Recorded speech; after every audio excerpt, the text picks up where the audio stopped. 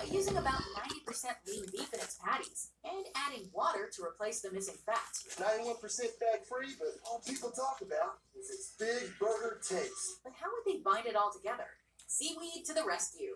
Carrageenan, Ew. a seaweed extract, is a common thickening or binding agent used in the processed food industry. Mouth not watering yet? This dry burger was deemed to be lacking flavor despite flavor additives, and thus earned itself the nickname Flopper. I thought they were going to make it kale. Remember the taste at McDonald's today. Sorry, Green. They're going to make a book. They're going to make one with kale. It's hard to believe That makes sense. anyone at McDonald's had faith in this product. Don't people go out for fast food because they don't feel like having spaghetti for the third time that week? McDonald's tried it in Italy, and unsurprisingly, it bombed.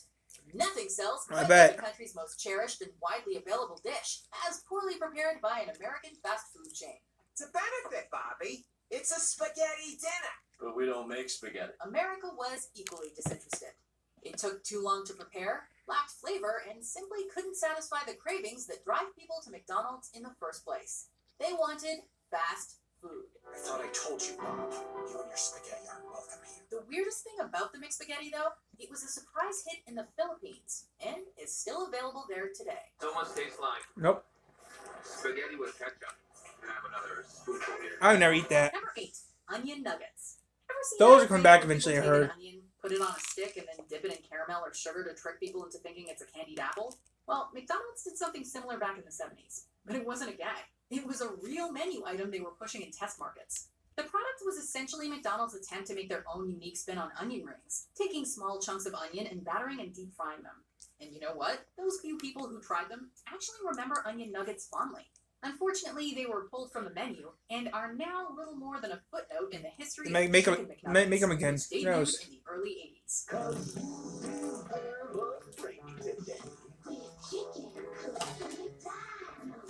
Number 7, Fish McBites. McDonald's really hit it out of the park when they introduced the Chicken McNuggets, a childhood favorite that legions of customers keep eating well into adulthood. But as failures like our previous entry remind us, there's more to this winning formula than simply the nugget format.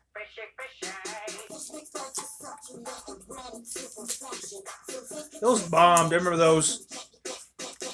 We had those around here. Fish McBites were a 2013 attempt by Remember McDonald's those? to recreate the But they runaway died. and enduring success Remember? of their McNuggets, but with fish. They The didn't dish work. came in 3 portion sizes, snack, regular, and shareable, and were served with tartar sauce for dipping. The reality is, however, that fishy Those fast food bombed. often has limited appeal, and so the Fish McBites were deemed a failure and pulled from the menu the same year they debuted. Here's look on McDonald's new fish McBites. I remember those. Those sucked. Spicy buffalo sauce. Got your mind today. Number 6, McSoup. This Mixed one is a soup? food That's a offering new that, one. If we didn't know better, we'd assume was a parody of McDonald's naming strategy. It's just so basic and laughably straightforward. But it happened, and it failed every bit as spectacularly as you might expect. Available in select markets over the winter months, the McSoup came in 2 varieties, broccoli and cheese and classic chicken noodle. But here's the thing. McDonald's didn't hire a crack team to develop their own instantly recognizable trademark versions of these 2 soups. They literally just licensed it from Campbell's. That's right. McDonald's was essentially trying to charge people to heat up soup they could get at the grocery store. Mick, no thanks. Number 5, Hula Burger. That's that Hawaiian burger joint. I hear they got some tasty burgers. This one was bad. Like, really bad. While many McDonald's products have failed over the years due to pricing or marketing issues, the Hula Burger was simply a bad sandwich. Ray Kroc may have turned a handful of restaurants into the world's largest fast food franchise, but his pineapple burger was one hula of a bad idea. Previously, strict Catholics would not eat meat on Fridays. So the company thought they could capitalize on that demographic with this meatless sandwich. Turns out that the filet of I thought it was fish is fish. more That's what they desirable used. than a slice of grilled pineapple and cheese. The Hula Burger was pulled from restaurants shortly after its debut. He calls them my Hawaiian burgers. But they don't taste like burgers at all. They taste like style. Number 4, McAfrica. And speaking of bad naming, this was a burger wrapped in pita bread sold exclusively in Norway and in honor of the Olympics. But consider the fact that Southern Africa was suffering from one of the worst food shortages in the history of the region in 2002, with an estimated 14 million people in urgent need of food aid, and you'll see that the bad taste wasn't necessarily in the burger itself, but in the choice of name and timing. McDonald's addressed the issue by apologizing and by allowing humanitarian aid agencies to put up posters and donation boxes in their locations. They did not, however, stop selling the product until September of that year. And then they released another one in 2008 for the Beijing Olympics, again to heavy criticism.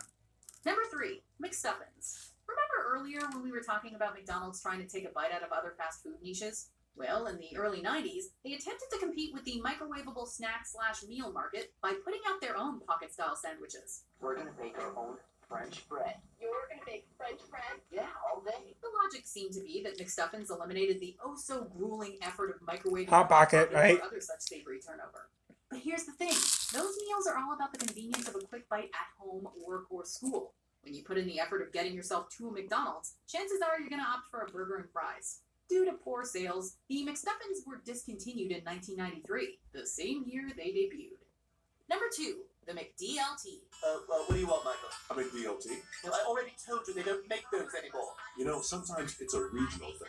You could ask. No McDonald's anywhere makes a McDLT anymore. When it comes to failed fast food Why not? sandwiches, this is the stuff of legend.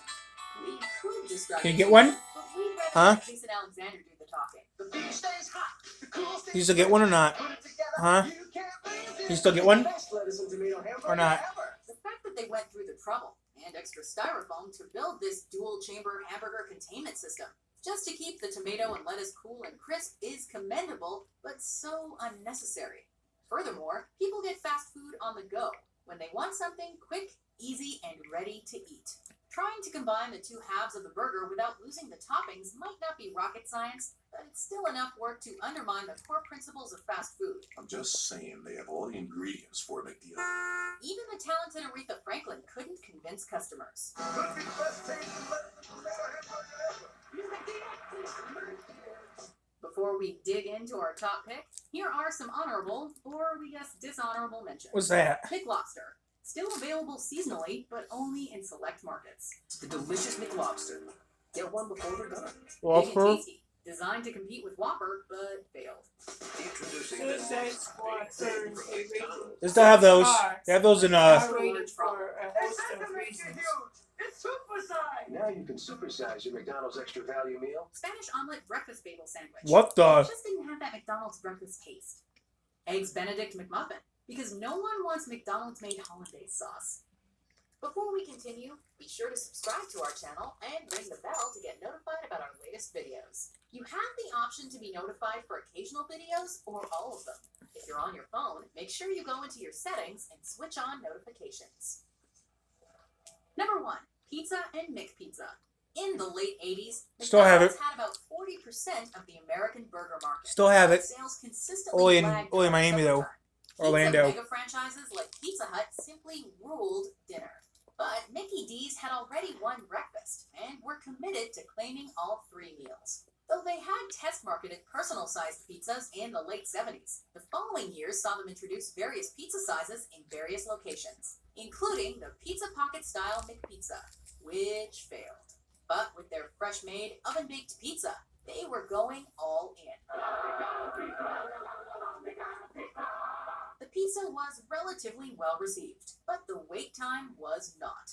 For a franchise that conquered on a campaign of speedy service, this was a deal breaker. For the first time ever. Little Caesars did it, right? Pizza was a wrench in the well-greased gears of the McDonald's kitchen. By the end At least of the the only person who can do it is McDonald's, right? pizza dream McDonald's can't do it, was but Little Caesars essentially can. dead. Family-sized pepperoni pizza. It's a parent's dream come true. Do you agree with our picks? Check out this other